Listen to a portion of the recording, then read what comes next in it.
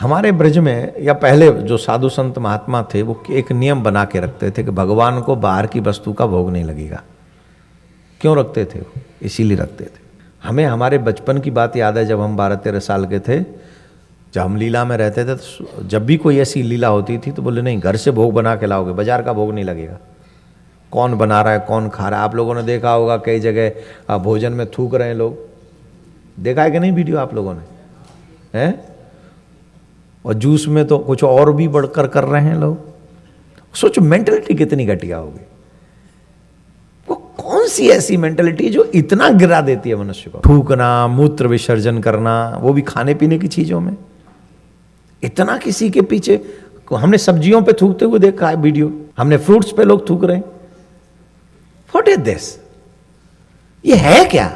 विचार कौन सा है? ये चाहते क्या है? इन सब घटनाओं से एक चीज सीख लो, भगवान को बाजार की किसी भी चीज का भोग मत लगा। और अगर तुम भगवान के परम भक्त हो तो अपने घर से कुछ बना के ले जाओ, वो भगवान को भोग लगा।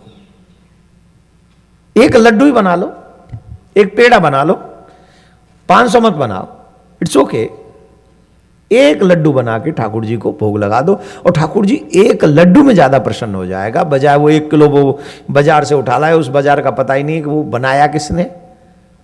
और जितने हिंदुओं की दुकानें हैं तो उनको सबसे ज्यादा इस बात का ध्यान रखना चाहिए कि उनकी दुकान पे मिठाई बनाने वाला वर्कर भी सनातन धर्म को मानने वाला हो और देख रेख में बनवाए, अपना कैमरा वहां सेट करे। मुझे पता है ये मैं कह रहा हूं, पर इतनी जांच भी हिंदू खुद मालिक होते हुए नहीं रखेंगे, क्योंकि उन्हें माल बेचने से मतलब है चाहे भगवान को अशुद्ध ही क्यों ना मिल जाए।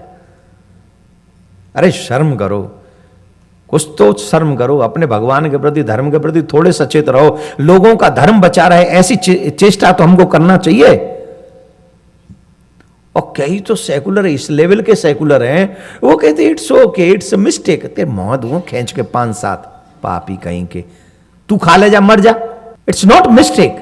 आप गौ की चर्बी खिला रहे हो, वो भी भगवान को। शर्म आनी चाहिए आपको। करोड़ों लोगों का धर्म भ्रष्ट करने वाले को कम से कम 100 बार फांसी की सजा होनी चाहिए। है हिम्मत किसी की कहने की? है?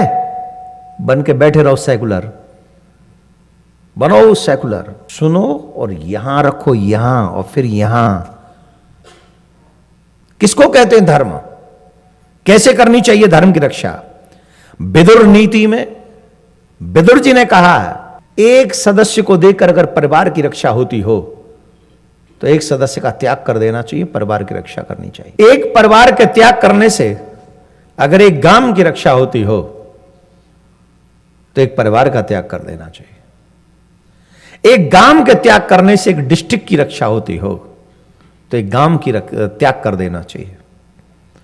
और एक डिस्ट्रिक्ट के त्यागने से एक प्रदेश की रक्षा होती हो तो उस डिस्ट्रिक्ट को त्याग देना चाहिए।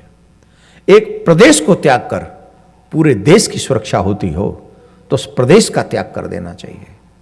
और प्राण त्याग कर भी अगर धर्म की रक्षा होती हो तो अपने प्राणों का त्याग कर देना चाहिए और धर्म की रक्षा करनी चाहिए।